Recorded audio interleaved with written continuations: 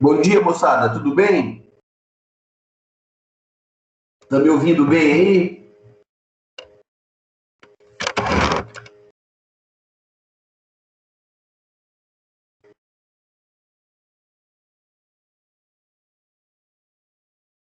Jóia. Bom, deixa a gente combinar, então, a nossa conversa aí, né? A gente estava falando com vocês, né, João? Rafael aí, o Raposo, a Kaori, né? A gente estava conversando com vocês nas aulas anteriores sobre recurso especial, né? E a gente ia dar continuidade às nossas conversas, só que é o seguinte, né? Essa semana aqui é a última semana de aula nossa, né? Porque depois nós teremos aí semana jurídica na semana que vem, né? E na outra semana já é a semana das provas, né? E aí se vai setembro. Então, o que eu vou fazer com vocês aqui hoje? Vou fazer uma revisão, né? Uma revisãozinha dos embargos infringentes e nulidade, que vai ser o exercício da prova, né? Vou falar um pouquinho sobre o ROC e vou concluir o recurso especial. Mas desde já eu já deixei aí anotado para você, para o pessoal depois ter também isso aí nas aulas. Então, a matéria da nossa prova, né, na verdade, a peça da nossa prova vai ser os embargos infringentes e nulidade. Vou deixar um exercício lá no Moodle, como nós fizemos aí no primeiro semestre, e aí você vai ter a oportunidade de ler, fazer e encaminhar para mim via Moodle, né? Como uma atividade que vai valer nota. Tudo bem? Então, possivelmente na semana que vem, né? Na semana que vai ser a nossa semana jurídica, eu já vou deixar disponível para vocês o exercício, tá? Então, na semana próxima, já estará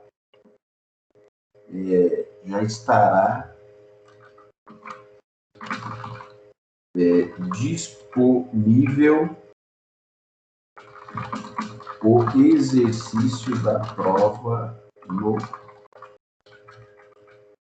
Moodle. Joia? Então, possivelmente até sexta que vem, né? Já está disponível para você fazer, para poder já antecipar, tá bom? Tudo bem? Alguma dúvida? Bom, moçada, então só para a gente continuar conversando aí, eu estava falando com vocês na aula passada sobre o recurso especial, só para a gente poder finalizar aí o nosso recurso especial. E a gente estava conversando com você, da mesma maneira que o recurso especial, eu falava para você nos nossos encontros, que o recurso especial e o recurso extraordinário, eles têm fundamento, né, têm previsão, não no Código de Processo Penal. Então, quando a gente começa a fazer o recurso especial, quando a gente começa a pensar em fazer o recurso extraordinário, nós temos que nos socorrer primeiro da Constituição Federal, tá? Então, a Constituição Federal, lá no artigo 102 e no artigo 105, nós encontramos as regras, né, as hipóteses de cabimento, tanto do recurso extraordinário, né, que está lá no artigo 102, como também lá no artigo 105 da nossa Constituição, nós encontramos lá as situações onde nós temos o cabimento do recurso especial. Bom, então, nesse sentido aí, né, é importante mencionar para você que o artigo 105, né, inciso 3º, a linha A, a linha B, a linha C, né, tem lá as hipóteses de cabimento do recurso especial, lá no artigo 105, inciso 3º da nossa Constituição. Então, segundo o artigo 105, inciso 3º, caberá ao Superior Tribunal de Justiça julgar em recurso especial as causas decididas em única ou última instância pelos tribunais regionais federais ou pelos tribunais dos estados, do Distrito Federal e territórios, quando a decisão recorrida. Então, olha que interessante. Aqui já tem uma observação no artigo 103, no artigo 105, inciso 3º, que em tese do colégio recursal, né, das turmas recursais dos juizados, em tese não caberia recurso especial, segundo a leitura do inciso 3º do artigo 105. Né? Não sei se eu tinha dito isso para vocês, mas é importante. E quais são as hipóteses da Constituição que caberia o recurso especial? Então, a primeira hipótese aí está na linha A, que fala assim, ó. Então, o recurso especial cabe quando a decisão, né, ou melhor dizendo, quando o acordo contrariar tratado ou lei federal. Bom, então olha que situação interessante, quando se trata de recurso especial, um dos elementos que a gente tem que estar bastante atento é que não é só contrariar o Código Penal, não é só contrariar o Código Penal, não é só contrariar o Código de Processo Penal, mas também é contrariar tratados internacionais. Né? Então, nós temos aqui vários tratados internacionais em matéria penal, mas um que geralmente é levado à discussão, né? um que geralmente é motivo de debate em recurso especial e muitas vezes chega até o STJ discussões, é a Convenção Americana de Direitos Humanos, conhecida como Pacto de San José da Costa Rica. Mas você vai encontrar outros tratados internacionais, por exemplo, que fala sobre a questão do sistema carcerário, né? Você vai encontrar outros tratados internacionais relacionados a tratamento humanizado nas condenações criminais, né? Determinações em tratados internacionais para a questão da ressocialização do condenado. Né? Então, nós temos aí questões importantes, né, por violação, né, o contrariar a decisão, o acórdão, contrariar tratado internacional, é possível o uso desse recurso especial. Ou lei federal, que aí seria Código Penal, Código de Processo Penal, né, a lei de drogas, a legislação de execução penal, né, a legislação que permeia a área penal ou processual penal. A segunda situação é que não é contrariar, mas é negar obrigatoriedade, negar vigência. O que é isso? Significa que muitas vezes o judiciário não aplica a própria lei. Né? Então, quando se fala, né, no artigo 105, inciso 3º, né, a linha A, que se nega vigência, né, da Constituição Federal, e significa que muitas vezes o tribunal não aplica, não dá aplicabilidade, muitas vezes, àquela legislação que regulamenta o assunto. Né? Então, eu falei para vocês nas nossas aulas anteriores que o recurso especial ele não tem muita incidência no exame de ordem. Né? O recurso especial, acho que durante aí a Fundação Getúlio Vargas, ele nunca caiu. Mas eu também não posso deixar de falar para vocês para tomar cuidado, né? Já que como está bastante repetitivo as questões, repetitiva as teses e as peças, não custa dar uma olhadinha no recurso especial. E se você for perceber, o recurso especial é fácil, né? Ele é fácil porque ele tem a hipótese de cabimento, as hipóteses de cabimento aí no artigo 105, inciso 3º, né? Na maioria das vezes, se for essa a peça do exame de ordem, você vai perceber claramente que o acórdão do TJ ou do Tribunal Regional Federal contraria um tratado, contraria uma lei federal ou, eventualmente, não aplica, né? Nega vigência a uma mudança legislativa e, portanto, a própria aplicação da lei também enseja, também permite a utilização do recurso especial. Bom, ainda é importante ainda mencionar para você que, dentro desse contexto do artigo 105, inciso 3º, a linha B fala assim: julgar válido ato de governo local contestado em face de lei federal. Aqui é mais difícil o cabimento do recurso especial em matéria penal, né? Eventualmente, poderia ser um decreto, né? Poderia ser aí, talvez, um ato normativo da Secretaria de Segurança Pública em face da lei federal, mas a gente exemplificar o cabimento do recurso especial no inciso 3º, a linha B, fica mais remota a possibilidade, fica mais difícil da gente explicar. Agora, sem dúvida nenhuma, a linha C, essa certamente tem aplicabilidade, porque fala assim, ó: der a lei federal interpretação divergente daquele haja atribuído outro tribunal. O que eu quero dizer com isso, né? Eu não sei se você já ouviu dizer, mas o STJ, ele, na verdade, ele é o tribunal que uniformiza a jurisprudência. Inicialmente, em 1988, quando a Constituição vigente foi elaborada e foi promulgada, a ideia era que o STJ fizesse a interpretação da lei federal e fosse, na verdade, dentro de uma uniformização jurisprudencial, o STJ fosse o tribunal competente para dizer qual era a interpretação para o Código Penal, qual era a melhor interpretação para o Código de Processo Penal, para as legislações especiais, né? Resguardando, segundo o entendimento daquela época, as discussões constitucionais ao STF. Essa, eventualmente, foi o entendimento daquele momento. Hoje, nós sabemos que essa divergência jurisprudencial, ela acontece também em sede de tribunais de justiça e de tribunais regionais federais.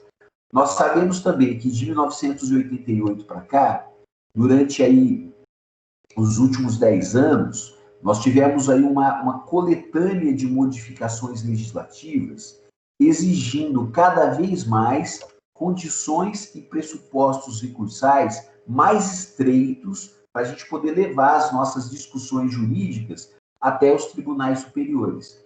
Por tribunais superiores, né, diga-se de passagem, o STJ, o TST, o TSE, o Superior Tribunal Militar e o STF. Até porque, né, moçada, se todo o processo no Brasil começasse em primeira instância e ele pudesse chegar até esses tribunais superiores com facilidade, eu já falei para você que a gente viveria num caos, né?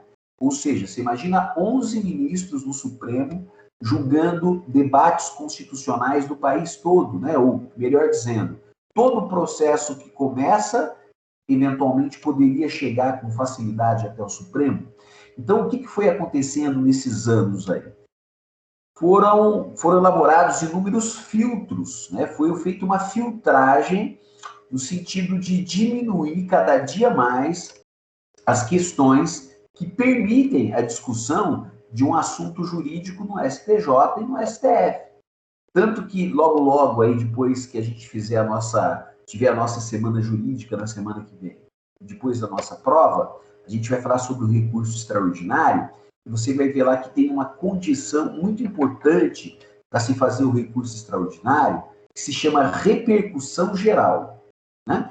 Ou seja, um dos pressupostos para que o seu recurso extraordinário seja recebido perante o Supremo Tribunal Federal é que a questão tenha discussão, tenha debate para o país todo.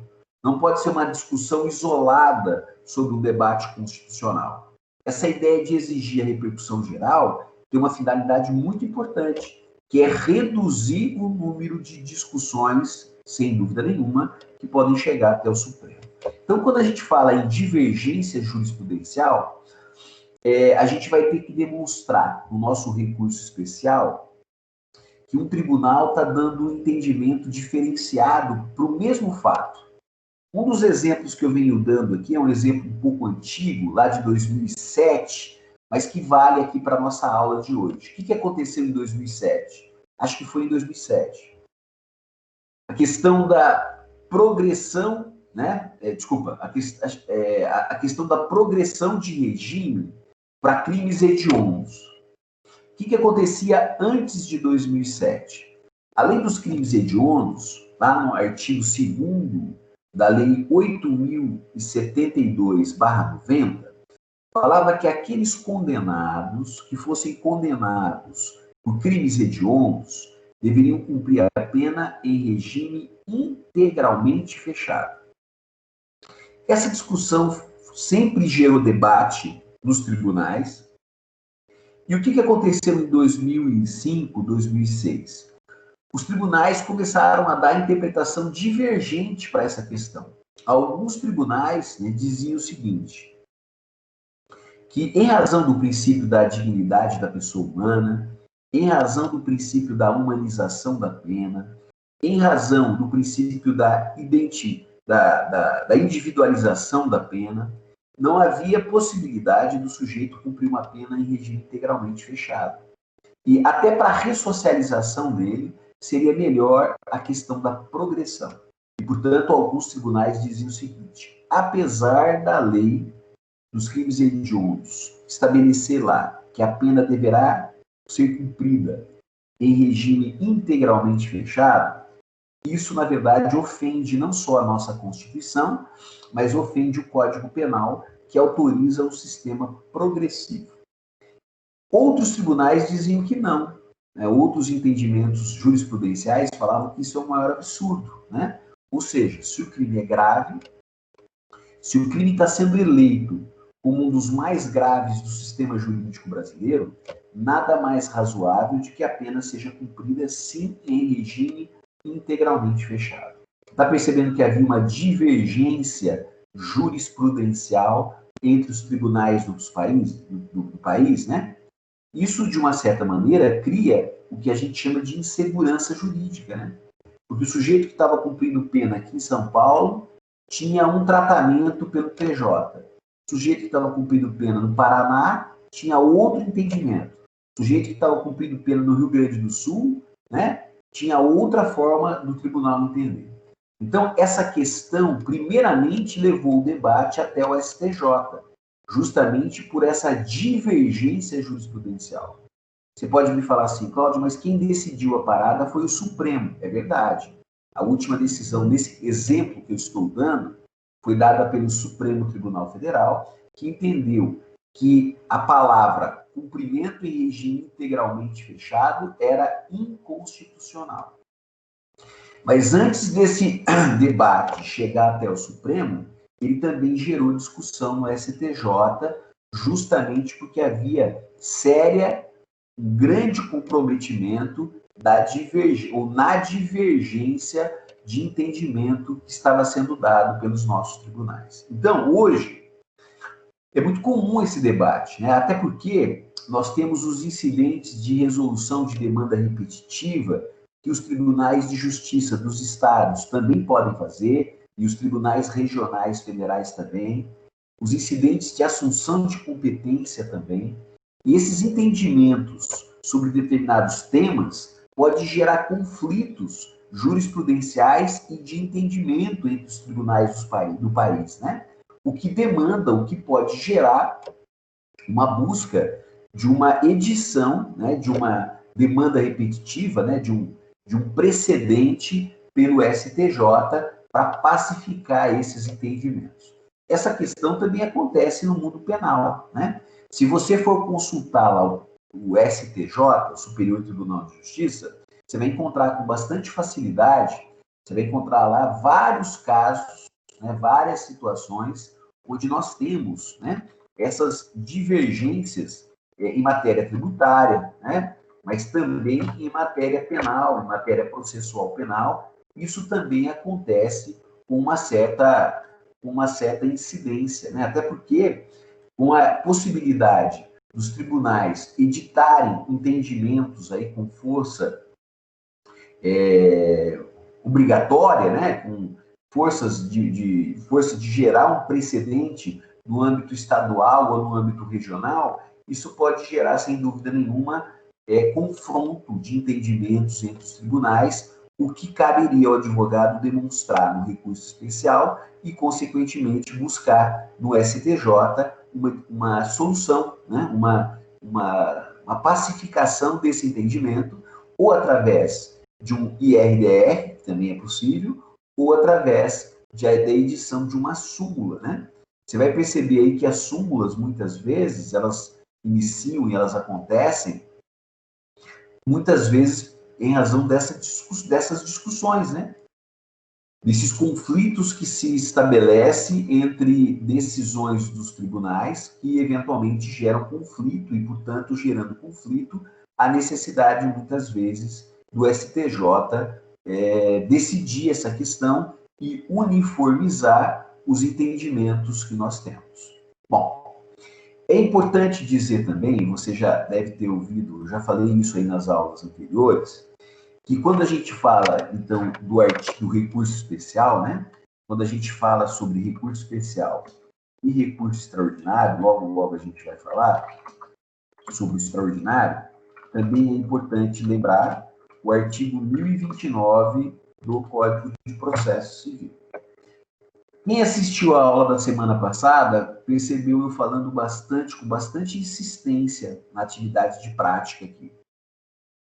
Eu falava para você que as regras sobre o recurso especial não estão descritas no Código de Processo Penal, e sim dentro do Código de Processo Civil.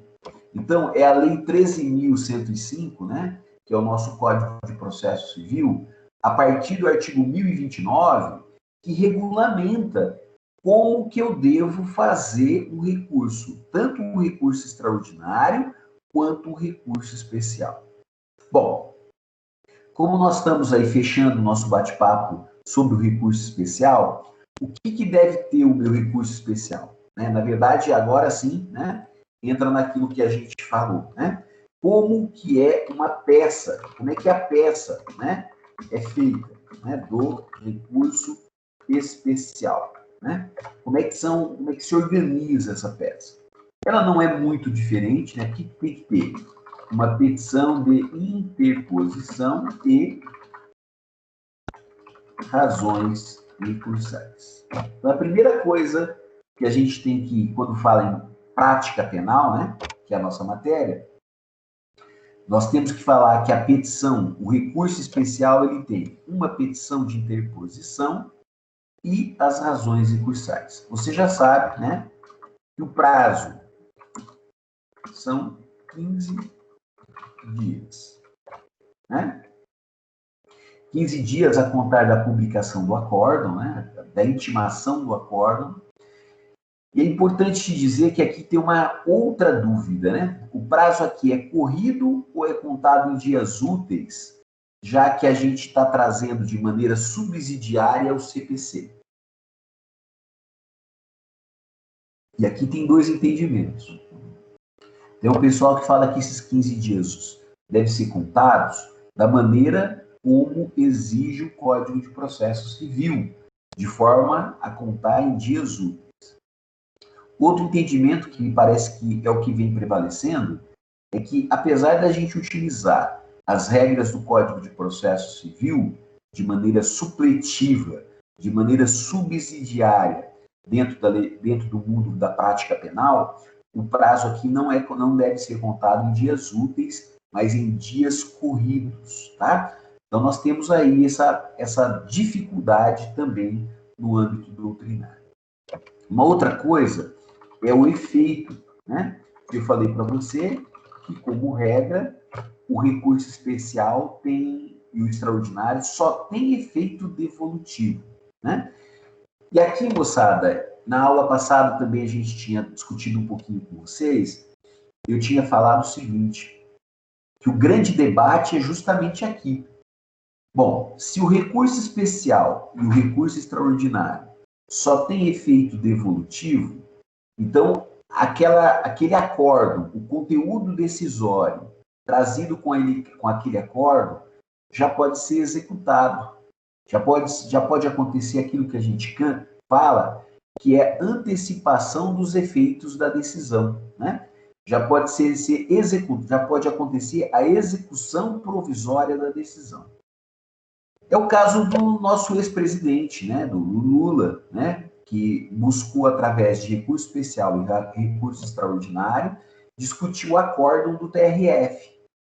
Mas prevaleceu lá no Supremo, através de uma decisão em habeas corpus, que o efeito é devolutivo e, portanto, a execução já pode se fazer o que nós chamamos de execução provisória. Por isso que ele foi preso.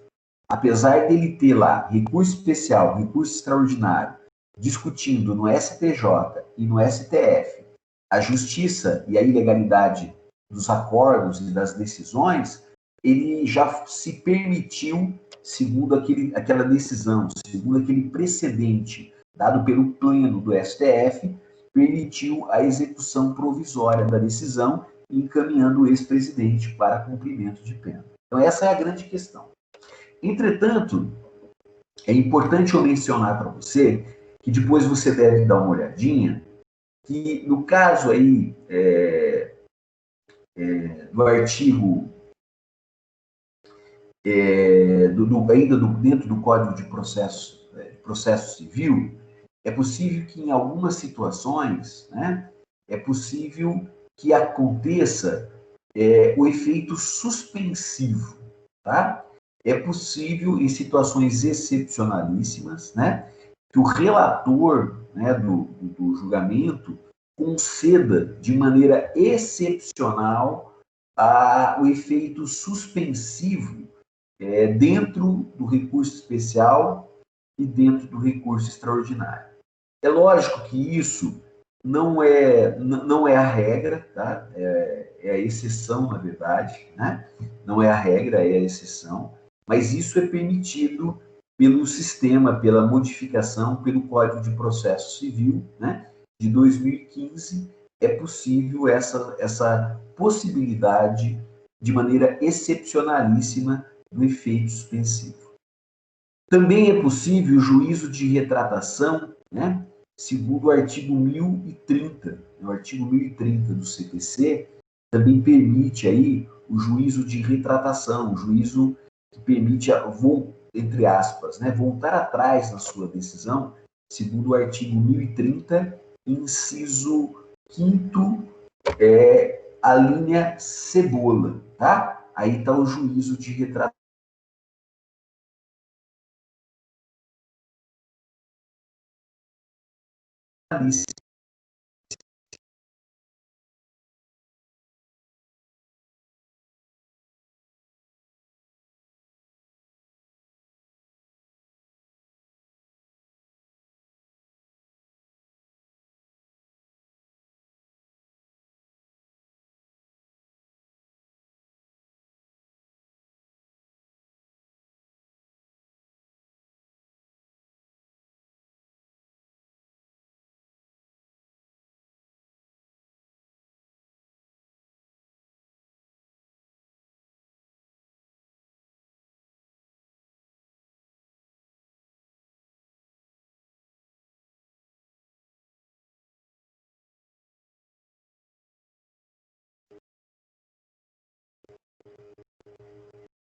Moçada, voltou? Hã? Voltou. Bom, então, beleza. Em sede de recurso especial,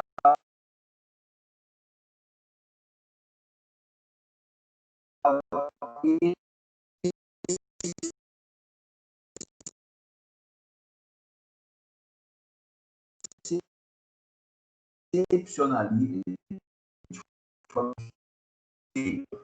Segundo, a demonstração do cabimento do recurso interposto. E terceiro, as razões do pedido da reforma ou da invalidação da decisão recorrida, né? É importante falar também sobre o parágrafo 1º, né? Que fala que quando o recurso fundar-se em divergência, dissídio jurisprudencial, o recorrente fará prova da divergência com a certidão, cópia ou citação do repertório da jurisprudência oficial credenciado, inclusive em mídia eletrônica, em que houver sido publicado o acordo divergente, ou ainda com a reprodução do julgado disponível na rede mundial de computadores, em caso mencionar as circunstâncias, identifique ou assemelhe aos casos confrontados, tá? Então, lembra que eu acabei de falar para você que no caso aí do artigo 105, né, inciso 3º, a linha C, quando se fundar o seu recurso especial em dissídio, em divergência jurisprudencial, você deve demonstrar a divergência, inclusive demonstrando os pontos em que, eventualmente, há a divergência de um tribunal para outro. Bom, então, na verdade, né, a nossa estrutura, né, a nossa estrutura de peça, né, que é o que, na verdade, muitas vezes nos interessa aqui, né, ela está lá no artigo 1029 do CPC. Então, se eu comecei aí, primeiro a petição de interposição ao tribunal recorrido, né? É importante dizer isso para você, que a petição de interposição, né, será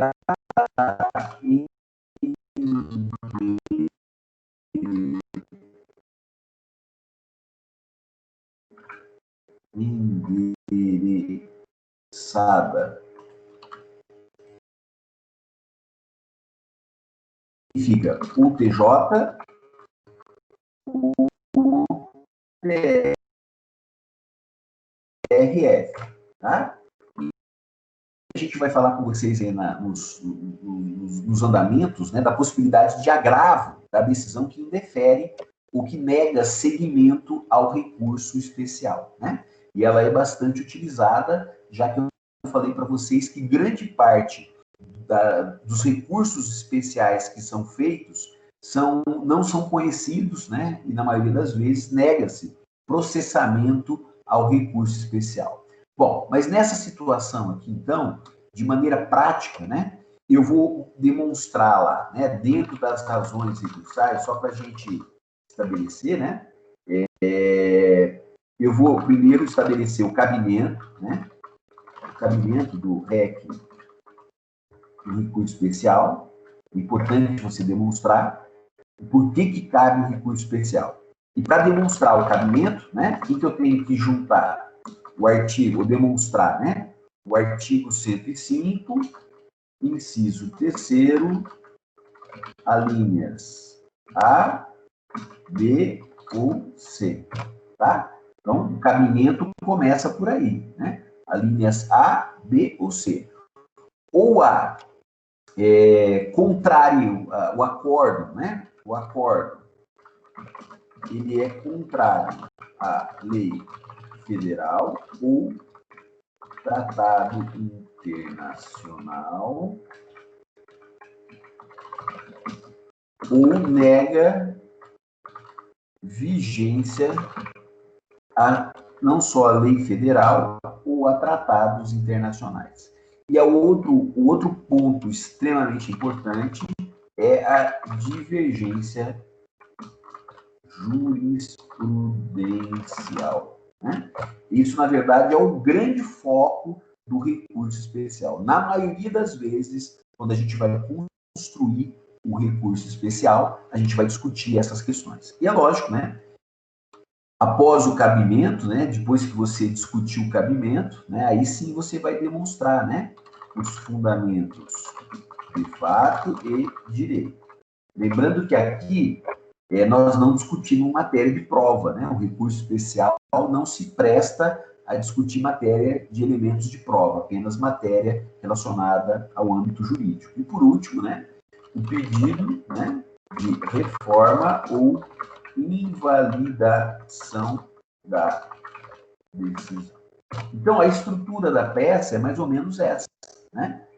Apresentando o recurso especial, se for recebido pelo Tribunal de Justiça ou pelo Tribunal Regional Federal, vai ser encaminhado ao STJ. Lá no STJ também é oportunizado as contrarrazões recursais, né? Isso é importante dizer que aqui também acontece as contrarrazões recursais, e lá no STJ vai ser julgado o seu recurso especial, tá bem? Bom, acho que era isso que eu tinha para concluir com você aí, né, para falar um pouquinho sobre a estrutura, sobre a peça, sobre o cabimento do recurso especial. Só para a gente finalizar, né? Então, a nossa matéria termina por aqui, o bate-papo nosso termina por aqui, né, atividade de prática, né? A matéria da nossa prova, como eu já disse a vocês, é o recurso especial, os embargos infringentes de nulidade, que a gente vai disponibilizar para vocês. Alguma dúvida, alguma questão, alguma pergunta?